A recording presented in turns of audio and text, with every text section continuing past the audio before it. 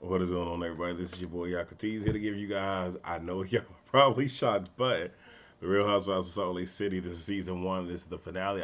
I don't know the episode, but hey, it will be in the title. So yeah, finally got caught up. I spent most of my time getting caught up on the Real Housewives of Beverly Hills. So yeah, I think I'm caught up with everything right now. Whatever, who cares? So we start off with Heather. This is she has 2 days to the grand opening of her new facility. Construction is still happening. I wonder if this was sped up for the show. Again, unfortunately, I can't look at some of these reality shows without viewing it from a certain lens. Because with the Real Housewives of Atlanta, I forget what season it was, but it was a season where it was the house wars between Kenya and Sheree, and how Kenya had to hurry up and throw this housewarming, even though a lot of things were not done. We're not going to include Sheree because a lot of stuff still wasn't done. We're not going down that road. But this leads me to believe that this was a let's hurry up and throw something to end off the season. But then I also wonder with the construction that's still going down, like I wonder if people ask when they're hiring people for construction jobs, because they were like, okay, well, what's the soonest it can be done? I like to ask, what is the latest? So if you factor in any and everything that can possibly go wrong, when will it be done? That's what I need to know because anything can happen. Anything. But whatever. Whitney joins her. Neither one of them have talked to Jen. And Whitney wonders why invite her if you want this thing to go off without a hitch. But again, this is a reality TV show. And yeah, we need to sit here and get everybody in the same room to close this thing out. So we get Lisa and Jigsaw, who is Jen, and they meet for drinks. Lisa says that when she was getting ready to check out of the hotel, she was, I guess, getting out of the elevator. Elevator opens up. She sees Jigsaw. Jigsaw had no makeup on. It appeared that she had been crying. She breaks down crying in front of her, and she pretty much says, "You know what? Let's just talk when we get back to Salt Lake City." So here we are. Lisa brings up Whitney saying that Jigsaw was talking about her, and with the quickness, Jigsaw says what? And Whitney said, I'm sorry, Lisa says you're trying to get info out of everyone. And then Jigsaw is like, well, that's so well let me, and one, you can't even compose an articulate response, which means that, see, okay, first off, she doesn't let people finish their statements, their sentences. I know people like that sometimes, and I do understand that, yes, in the moment somebody may say something that you feel may be an error and you want to correct it. But what tends to happen is, in correcting that, it builds all these different tangents, so the person speaking never gets to realize that whole statement they wanted to say. And some people do that because it's just like, oh my gosh, it's not true. Let me say this. And then you have others where they purposefully do that to gear the conversation all the way on track. And now you have no idea where you started from. But then it's just all up in flames. I know people like that. But what I will say is for people who like to interject, because again, like I said, my memory is what it used to be. I either use my phone to take notes or I try to keep a pen and a piece of paper on me. So if somebody says something that I don't agree with, I take notes so I can then go back and hit each and every point, but allow that person to express everything that is they have to say. That's 9 times out of 10. Some look, on a bad day, whatever. But typically, that's what I do because I'm all about effective, positive communication. So somebody out there needed that. Whoever it was, you're welcome for it. You can build my assistant Yarrell. This is Yocrates. You can build you can talk to my assistant Yarrell. He'll get you the bill. So Jigsaw believes that people twist her words.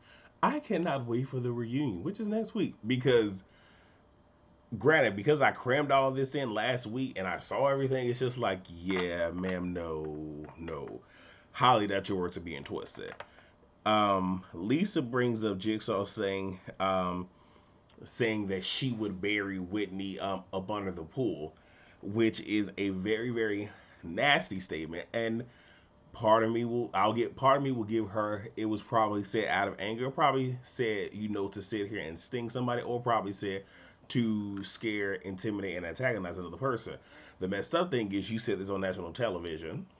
One, two, they literally have, laid out chronologically your bouts of anger that you have had. In addition to that, your codependency upon alcohol. Trust me when I say, if your husband wants to sit here and use this for a divorce, he can. And if the women want to use this to justify any behavior that you are exhibiting, they can. Because she even did, I believe it was a live. So, somebody shared it in the panel group chat, and I'm not even gonna go that route. But her whole thing is, as a woman of color, she's trying to say that these European American women are trying to label her as a certain way. But ma'am, I'm sorry.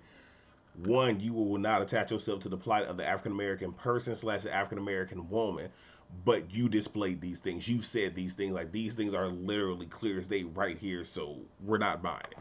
We're not buying it. Um,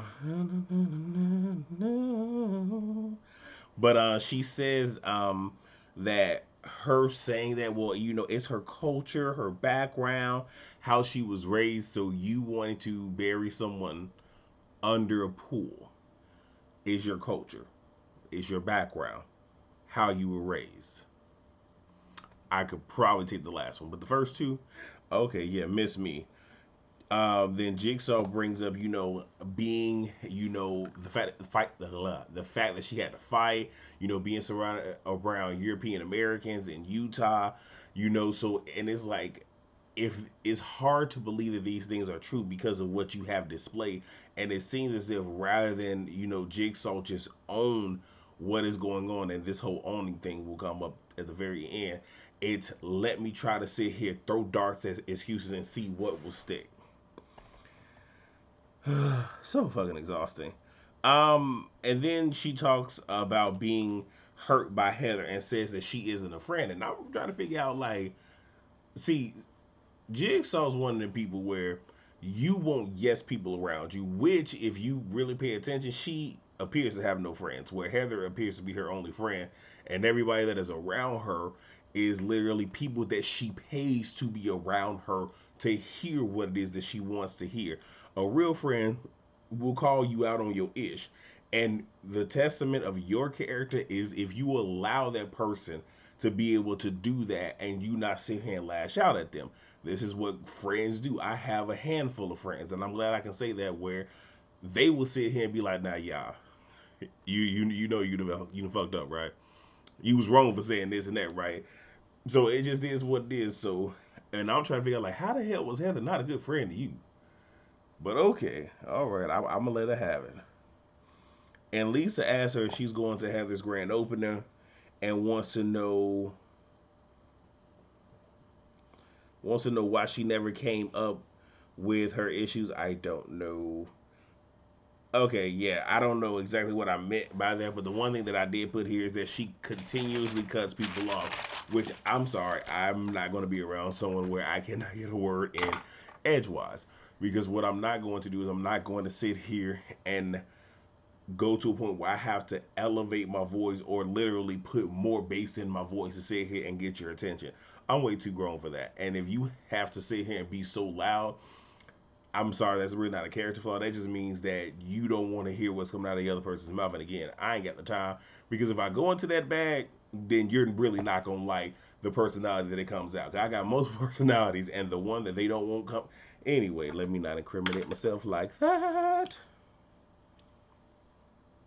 Chap lips ain't sexy, y'all. So we got Meredith and Seth. She says to us they're in a better place. Um, yeah. I don't quite believe that, but all right. And she wants for them to just move forward. And she brings up Vegas, and Seth's whole thing is like, well, look, just own the hell. Just tell the truth. Like, look, things were bad. We separated. We dated other people. Get the F over it. Yet at the same exact time, why are you so enthralled and thrilled and so curious? And why is your taste buds tantalizing about what's going on in our particular marriage? But Meredith did say something, again, as kooky as Meredith comes off, because I do believe that she's on something to keep her mellow.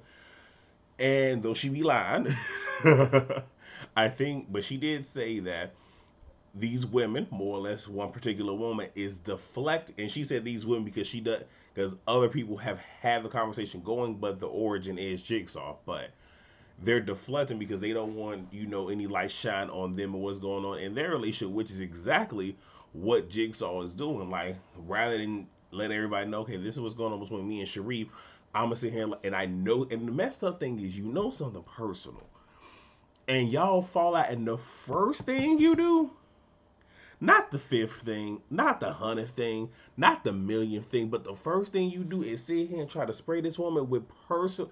See, but again, I'm Team Meredith, and y'all gonna know why by the end of this review. So we get Whitney. Her father has completed his rehab, and he is almost done with his time in the sober house there at Forum Academy, which is I guess like a hair school, if you will.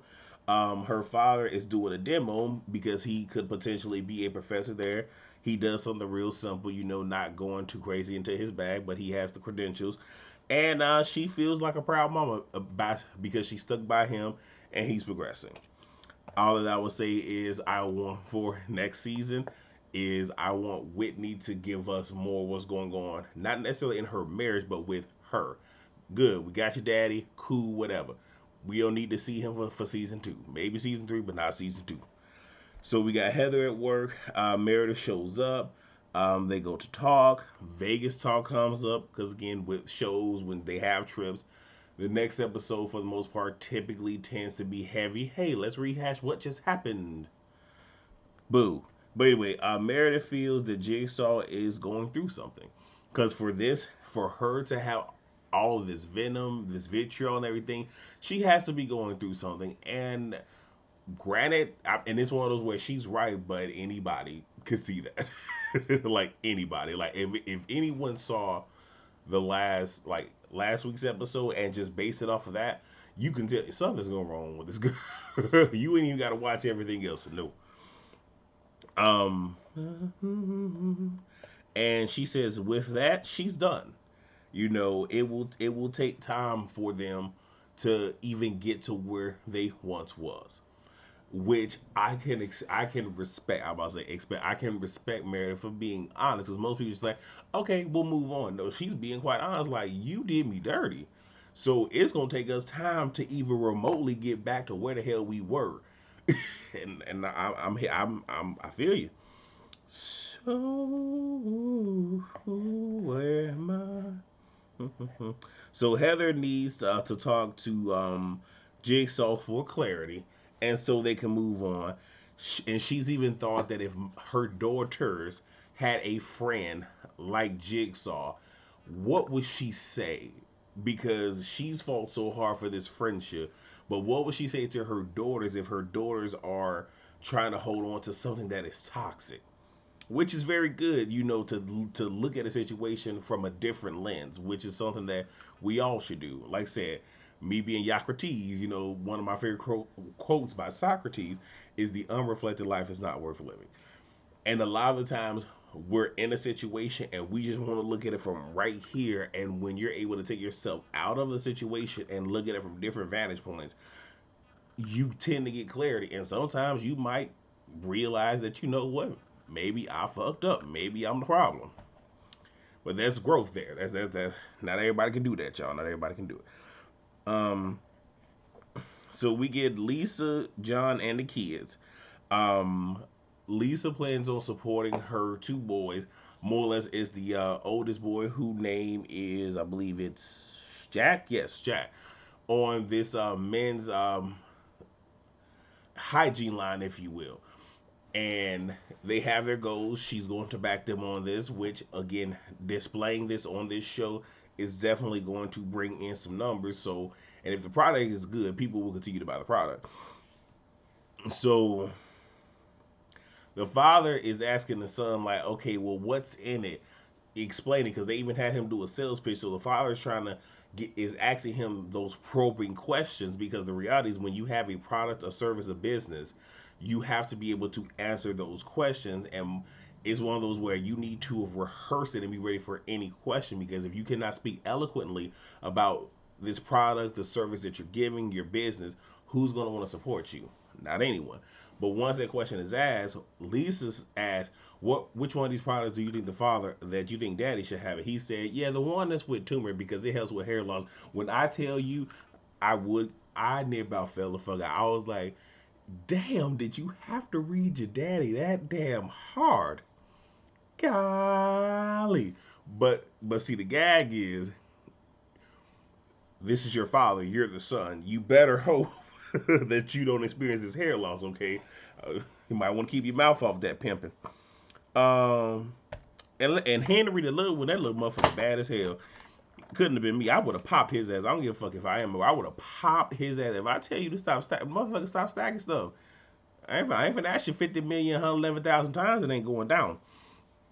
So we got Mary at church. She comes in and she's on one. She asks the guitarist, like, why are you gaining weight? What are you doing? You need to drink water. You need to detox. And I'm like, well, okay, well, it's one of those where I guess they have that relationship, but that doesn't come off as being very warm. And as being the head of that household, I'm sorry, being the head, being the shepherd of that flock, woo! And having people watch this, it can turn people off to wanting to be there. She's also the choir director, so she's doing everything. And she's cracking that dang on whip, and she's like, they need to have because they do choir rehearsal on Thursday. She said they need to do it. Them need to do it every day because they're rusty. And I'm like, you just gonna put? Granted, we heard it, but you just gonna put everything out there. And my thing is like, if you was gonna do this, granted it was a good scene to have. I ain't like I'm okay with embarrassing myself. I ain't trying to embarrass those that work with slash for me. I would have had their ass practicing the whole week in advance. So when we got to this scene, maybe one or two people is off, but everybody is together. But okay, all right, Mary, do you, baby? But what I will say is when she was in there, she was being a female Diddy. If y'all remember when I think it was making the band where Diddy had Keish Cole up in there. I'm being not saying her name right in the studio, and they was doing last night, and she wasn't quite giving, and he had to coach her through to give the vote. That's what she was doing right there. That's what she was doing. So we got Jigsaw and Sharif. They are salsa dancing. Sharif has been putting in more effort since the little I guess breakthrough epiphany that she had and being able to actually vocalize what she's going through to him, which they said was 3 weeks ago. Jigsaw apologizes to him and it appreciates him for sticking with her, and just trying to understand her. And Sharif's whole thing is he says to her, look, all of you all are growing. All of you all have bad things with you. No one is perfect. But he reassures her saying, I don't want you to even remotely think that you're the bad guy. Which is great for him to say as a husband. I would like to think they've had conversations off camera. Because I'm going to keep it all the way 1,000 with you. One of the best things. Okay, I'm not going to go down that road. I scratch that. We ain't even going to have a conversation. What I will say is I would like to think that either already or since the show has aired, he's been able to hold her to the carpet and be like, hey, boom, boom, boom, boom, boom. Now, I do understand that people in relations, primarily those in marriages, it's a whole united front where have my back in public. You can scold me when we get back to the house, but in public, have my damn back, and that could be what they're doing. That part, or was the cleaned up version of what I wanted to say. So we have Heather's grand opening. Billy, her ex-husband, shows up. He's there to support, and he approves of what it is that she's doing. Which one thing I need for Heather is you need to stop looking for outside forces to validate you and approve what it is that you are doing. You need to find that inward, because what's going to happen is you're going to latch yourself on to constructs, to things, to people, to groups, which she has to try to validate herself, and that could potentially, because I want to speak that on her, could potentially lead her down some very destructive paths, and you don't want to do that, especially having 3 girls that are looking up to you as the strong female in their life. Heather feels that this is closing the door on her divorce and is allowing her to move forward past all the other things that have played during her life. And I hope so. I really do. Meredith has a face cover on, giving me a slight Hellraiser or the Haunting. I'm like, girl, what is she doing? I mean, hey, she said it's fashion. She said it's high fashion. And then Motherfucking Whitney. Baby girl, you get 10 points from me because she, okay, hold on, wait. Right there, even though it's up, but she's right here, decided to put two disposable masks on her face and said, "This is high fashion." When I tell you, I hollered. I hollered. That shit was funny. I'm like, you know what? You may not have had that many scenes, but she's making the most of what little time she has, and I appreciate her for it. We get Meredith and Lisa talking. Meredith has known Lisa for 10 years, and her whole thing is she's fine with Lisa having a relationship, or I should say a friendship with Jigsaw, but it kind of throws her where we've been friends. You've known me for this long, yet you still entertain someone that is trying to sit here and mess up everything that I have. But even though Lisa did not say it, she does feel somewhat slighted. Like, how is it that this woman over here knows more about what's going on with you personally than I do, and I've known you longer? So there's that. So we get Whitney and Mary talking. Whitney catches her up on the whole Vegas thing. She feels that since Mary is out of the picture when it comes to Jigsaw, that she is now the person that is the punching bag that is catching all the hell. Like she is now the target. And this is one of those where and I'm gonna keep it a buck. Like you wouldn't be the target if you didn't put yourself out there to defend yourself. And Whitney gave me a real Cynthia Bailey type feel when Cynthia was trying to carry the bone about Mr. Chocolate to fraud to Fraudra, Fake to bring it to her, and she just wasn't doing a real good job at bringing it. Like, okay, and I like, all right, that's not your lane, Cynthia. That ain't your lane. So it seemed like she was trying to do it, she just wasn't great at it. Did I skip anything? No. So Jen and Whitney talk. I said her name right. Yeah. Whitney has really tried. And I don't know, has tried really. I'm sorry, has tried really hard to talk to. Okay, I'm sorry. So Whitney is saying to her, I've tried really, really hard to talk to you. Obviously, something isn't working. It hasn't worked. And, you've treated me poorly.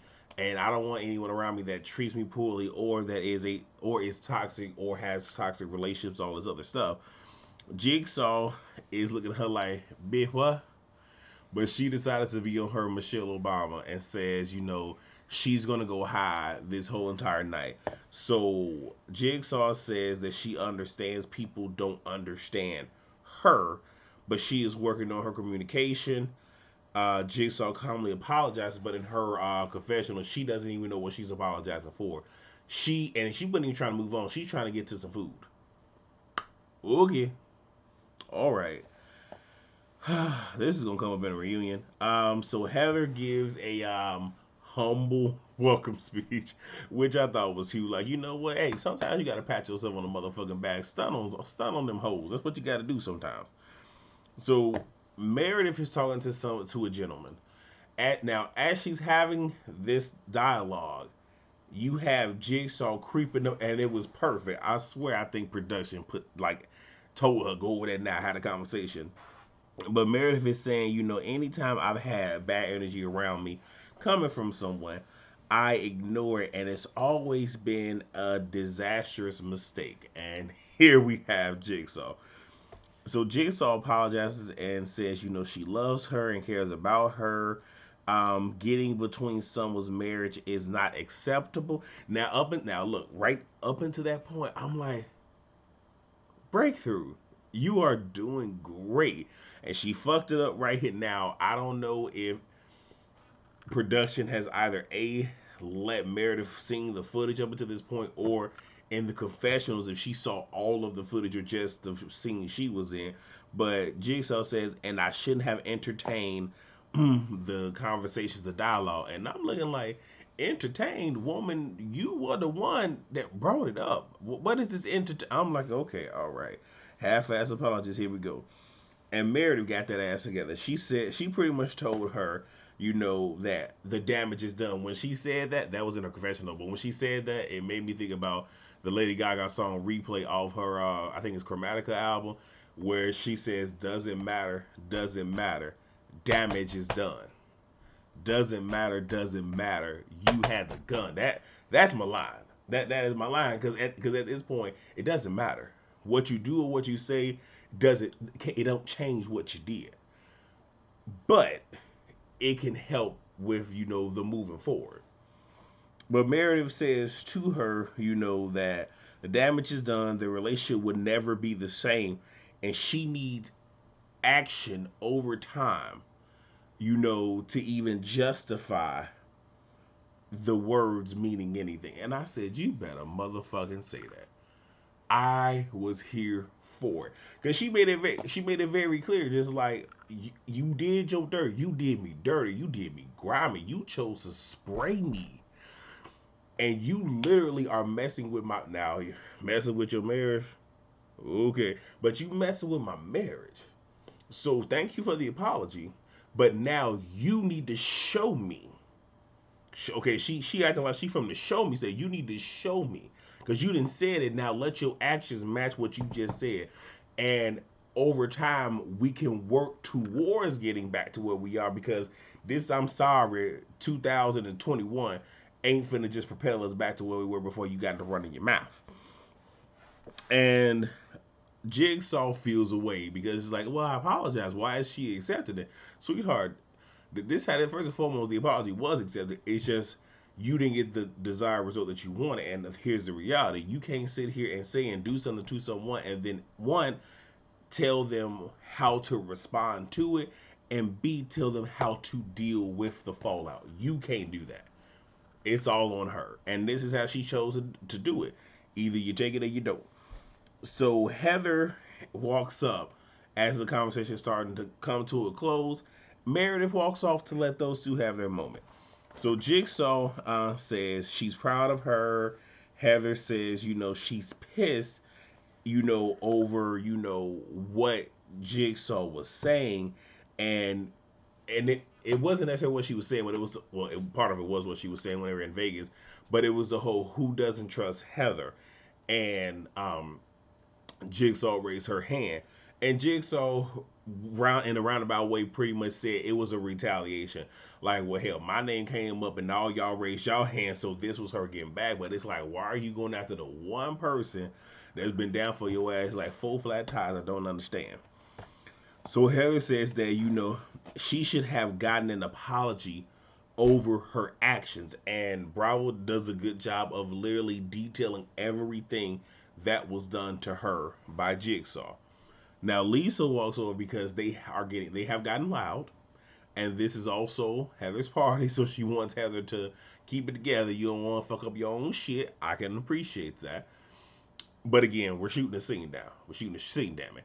And she comes over, tells them, whisper. Then all the girls eventually move over there to them, minus Mary. Mary ain't got it to do. Mary's like, okay, I see y'all. I ain't going over there, which I wish she would have. And I'll mention it at the very, very end. So Heather wants her to own things so they can move on. And it's very simple. Like, she ain't even asking for a whole lot. Marry a better one than me. Okay, I'm currently in a situation where where it's some things have been done, and it's not that it's, well, one, I need for you to acknowledge the fact that you've said and done some fucked up shit to me, because you need to acknowledge it. You need to accept the fact that you did it, and then from there, we can work towards something. Because an apology at this point, I don't really give a fuck about the apology. I just need for you to accept what you did and say, you know what, I've done. Let me take it off me because we're going back here. All right. Um, and Heather says, she wants her to say, I took you for granted and you've been there for me, which she has. And Jigsaw says, no matter what I say, it doesn't change anything. And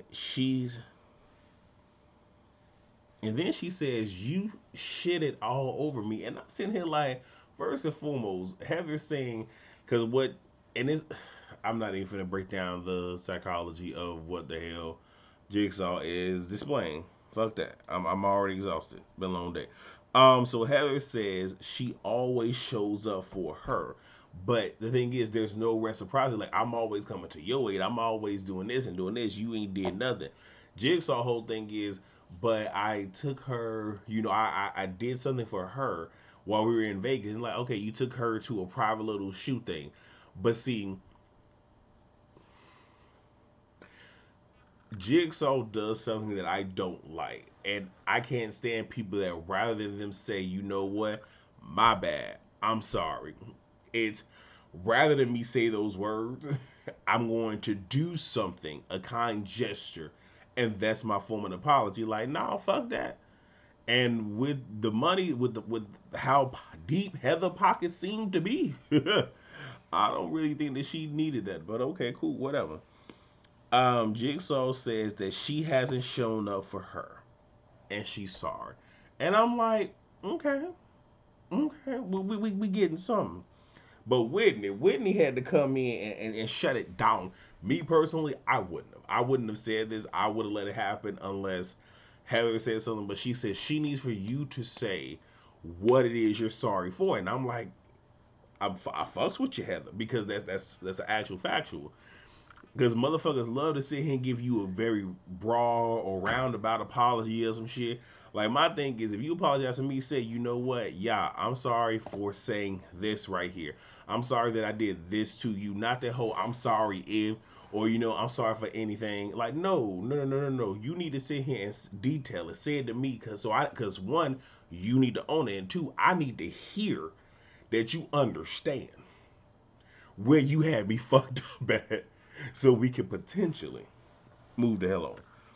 So Heather asks her, "Have you?" So the girl, all the girls walk away. Heather asks her, "Have you been a good friend to me?" She says no. She said, "Will you be a good friend to me?" She says yes. And that is all that Heather needed to hear. Now, everything wraps up. I don't care about what each person did because it don't really fucking matter. But the one thing that I'm confused about is why did no one have Mary in these conversations? Because it seemed, because a lot of this confusion could have been cleared up had they just either called Mary or in this instance had Mary over there to clear this thing up. But the fact they didn't do this leads me to believe Mary wasn't lying. That's all that I'm getting is Mary wasn't lying. But that is my review. Thank you guys so much for watching. I will be here for the review, and I believe it's 3 parts. I don't know why, but it's gonna be 3 parts. So with that being said, what's tomorrow? Thursday. So it's growing up hip hop. I will give you that. I do still owe you all Bell Collective. I will either do a separate video or just no. I will do a separate video because I'm not rolling that into this upcoming week's episode because that's gonna be a long ass video. You'll get it before the Bell Collective airs this Friday. It might be right before, but damn it, you're going to get it before. So that is all that I have. Thank you guys so much for watching. Please rate, comment, subscribe, and share. And I will see you all for the next video. Peace.